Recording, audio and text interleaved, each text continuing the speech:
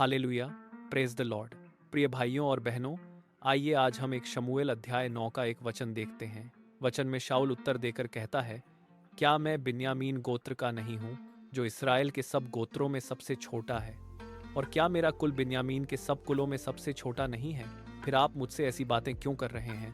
प्रियजनों, यहाँ हम देखते हैं कि शाऊल बिन्यामीन गोत्र से था, जो इसराइल के 12 गोत्रों में सबसे छोटा गोत्र माना जाता था।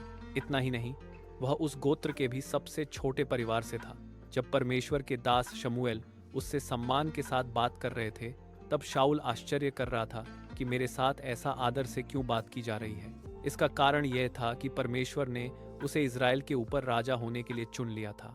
आज परमेश्वर का वचन हमसे भी यही कहता है कि हो सकता है आज कोई आपको न जानता हो सकता है आप एक गरीब परिवार से हों, या आपको लगता हो कि आप योग्य नहीं हैं।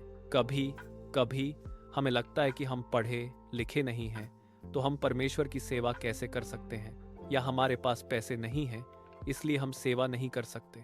कुछ लोग सोचते हैं कि मैं तो एक स्त्री हूँ, मैं परमेश्वर की सेवा कैसे कर सकती हूँ। लेकिन प्रियजनों, यदि ऐसी कोई भी सोच या परेशानी आपके सामने है तो डरिए मत, क्योंकि यदि परमेश्वर ने आपको चुना है तो वही आपको उठाएगा और आपको अपनी बुलाहट में चलाएगा। परमेश्वर यह नहीं देखता कि कोई स्त्री है या पुरुष, अमीर है या गरीब, बलवान है या कमजोर।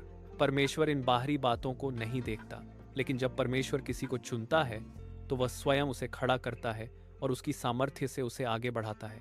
इसलिए यदि आज परमेश्वर ने आपको अपनी सेवा के लिए चुना है, तो परमेश्वर पर भरोसा रखिए और उसके मार्ग पर चलते रहिए। परमेश्वर स्वयं आपको संभालेगा, आपको मार्ग दिखाएगा और अपनी सेवा के लिए आगे बढ़ाता रहेगा। हालेलुया, प्रभु की स्तुति हो।